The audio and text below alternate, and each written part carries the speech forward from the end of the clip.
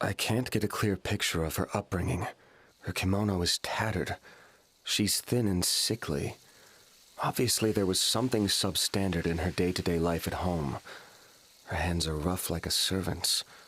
I find it hard to believe she's from a reputable family. Yuri, is it possible that she wasn't raised as a normal daughter in her prestigious family?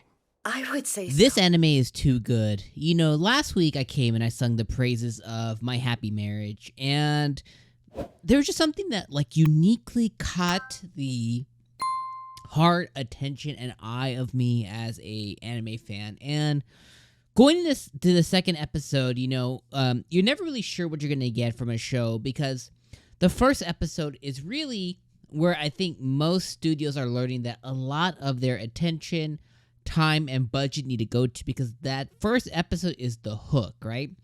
That's the thing that's going to grab the attention and the want of their viewers to come back and consume more of their content that they're producing. So when it comes to transitioning to episode 2 or even 3, sometimes it kind of takes a little bit of a nosedive. Sometimes it maintains like where it left off on.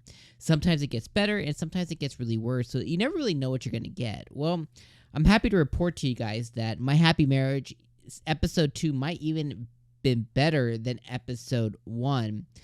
And it's not necessarily better from like a storytelling perspective. It's better from an capturing emotion and an emotional writing standpoint.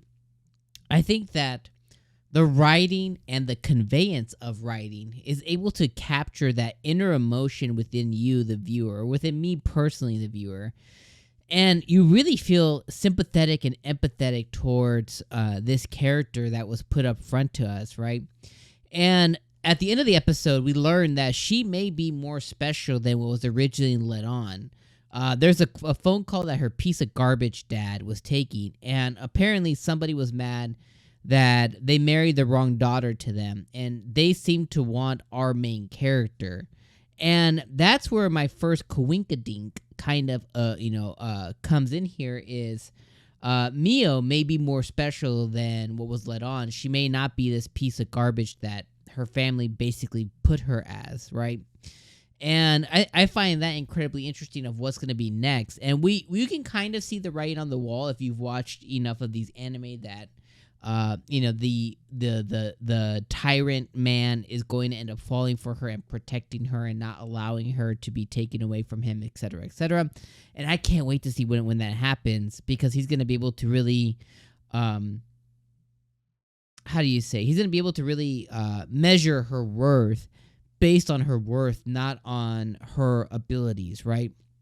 And I can't wait to see that. And this episode just captured a lot of emotion for me personally. And one of the things is our character Miyo is always saying sorry, and it's because of her upbringing, right?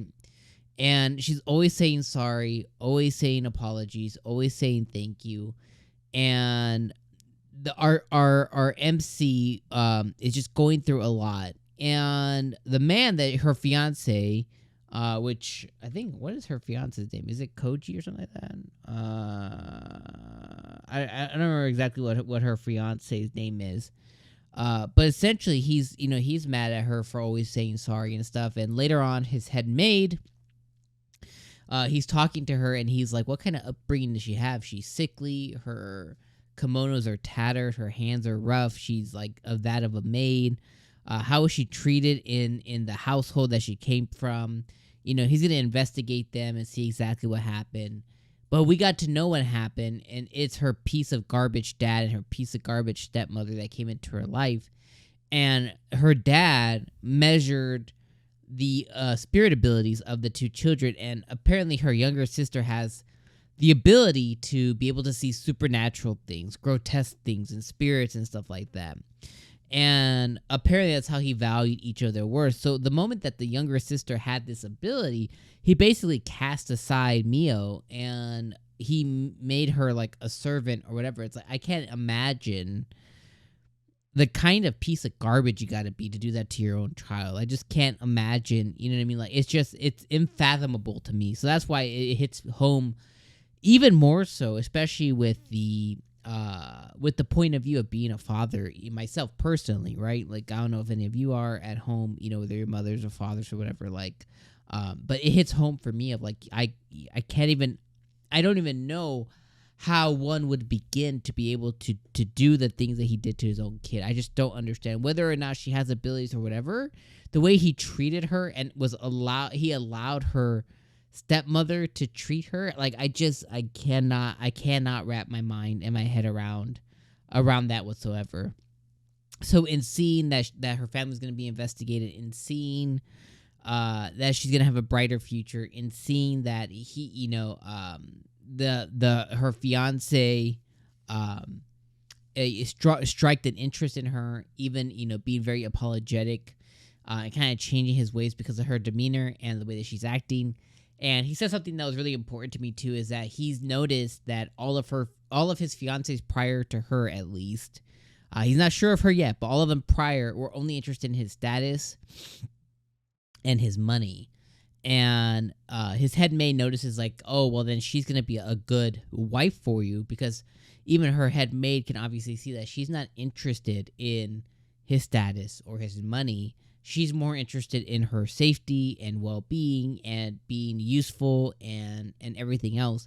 And that's even accentuated more when he eats the miso soup that he allowed her to prepare for him. And he compliments her on how it tastes different, but it's very good. And she gets overly emotional. She cries about that.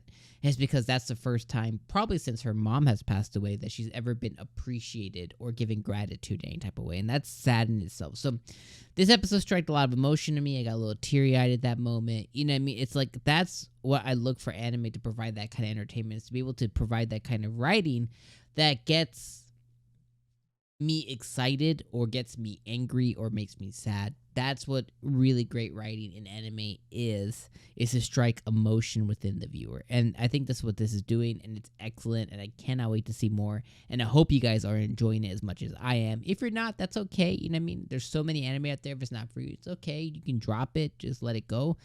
If that is, let me know why you're deciding that in the comments. And if you're having such a good time like I am with it, let me know that in the comments too. But I'll see you guys for episode number 3. My Happy Marriage, fantastic. It's so great. It's on Netflix too, by the way, so if you guys want to check that out. But regardless, I'll see you guys on the next episode. All right, my friends. Peace.